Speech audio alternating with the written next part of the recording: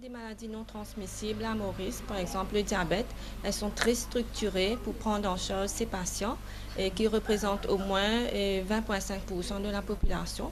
Les patients, ce qu'ils ont besoin de comprendre, c'est que le diabète est une maladie chronique. Alors, il est très important, une fois qu'ils ont un diagnostic avec le diabète, il est très important qu'ils aient fait un suivi régulier avec le médecin.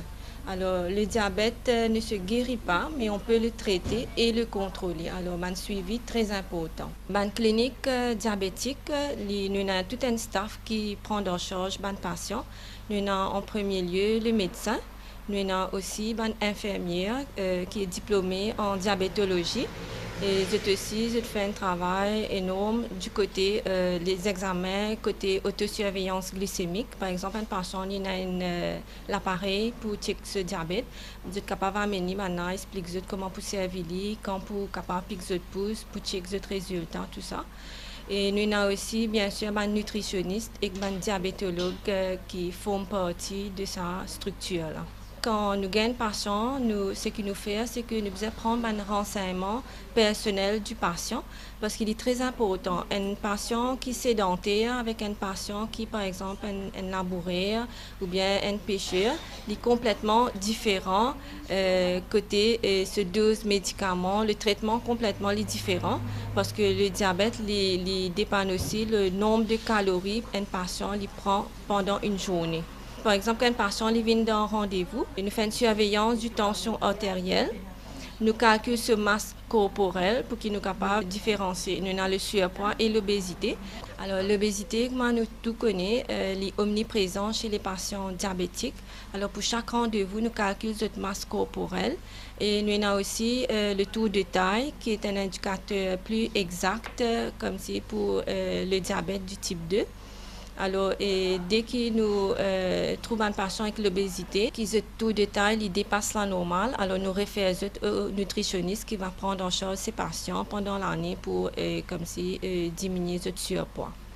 Qui ban les autres tests qu'ils ont faire? Nous avons un test sanguin aussi qui nous fait. Nous avons l'hémoglobine glycolysée ou le HbA1c qui nous fait.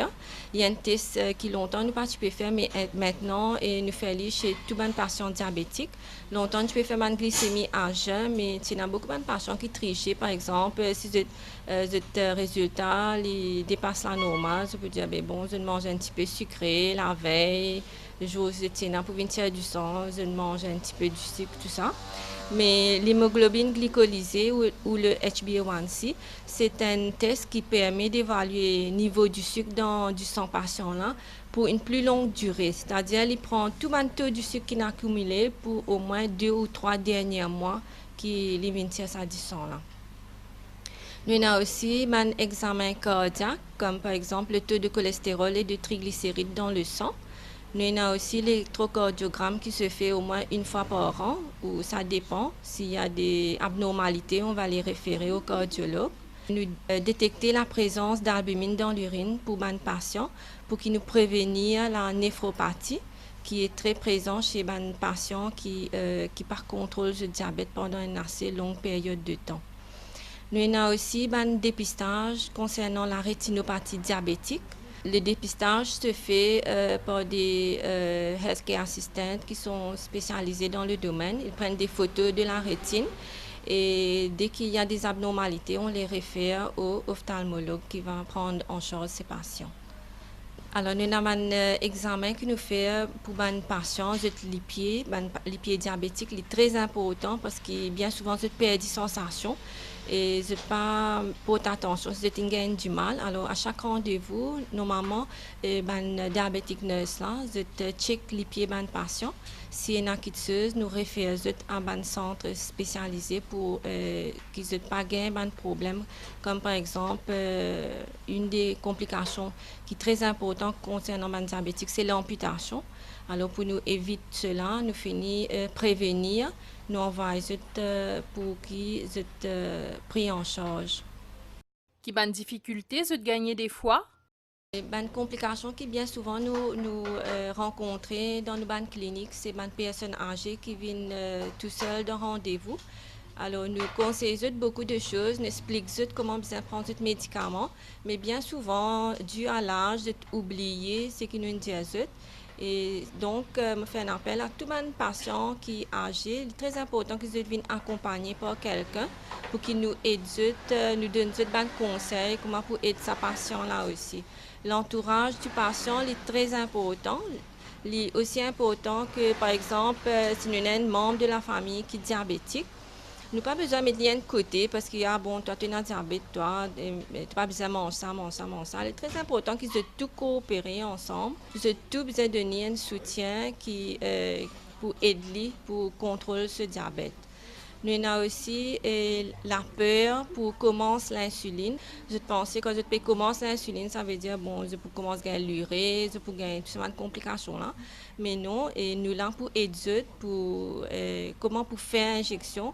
Nous aidons même pour mettre une remorque, tout ça. Parfois, je ne pas trouve bien. Alors, nous aidons les seringues pour mettre une remorque pour qu'ils soient capables de faire cette injection. Même, sans qu'ils gagnent peur, tout ça. Alors, j'ai besoin de coopérer. Quand nous demandons de faire injection, c'est parce que vraiment, il arrive là pour qu'ils commencent l'insuline. Il ne fallait pas gagner peur. Nous avons aussi des patients qui ne pas faire piqûre là même. C'est un membre de la famille qui fait elle, mais jamais nous pas trouvé. Pendant un an, nous venons de rendez-vous des patients là, mais nous ne pas venus. Alors, il est difficile pour nous pour contrôler le patient là, ce diabète, parce que nous ne connaissons est-ce qu'il peut faire piqûre là bien, ce technique bon ou pas. Alors, il est très important qu'au moins nous venons d'un rendez-vous ensemble et que ça m'a patient là. Est-ce qu'ils ont fait screening diabète pour les autres qualités patients? Dans nos cliniques, nous faisons aussi, par exemple, nous avons un patient qui a simplement tension asthmatique ou encore l'hypercholestérolémie. Ces patients-là aussi, nous faisons un screening comme si le diabète. Et bien souvent, nous avons un patient qui est prédiabétique. Il représente au moins 14,2% de la population qui est prédiabétique. Alors, prédiabète nous veut dire que le patient-là, il n'a pas de diabète, mais seulement s'il ne prend pas ce régime en considération, il dit, il y a une petite race seulement, ça, mais il peut finir avec le diabète et là, il rentre dans une complication de diabète, il rentre dans ça, train besoin prendre médicaments, faire un suivi, tout ça. Alors, nous besoin, même les prédiabétiques, les besoin faire changer ce mode de vie et faire ce bon exercice, tout ça, et pour qu'il n'ait pas venir diabétique.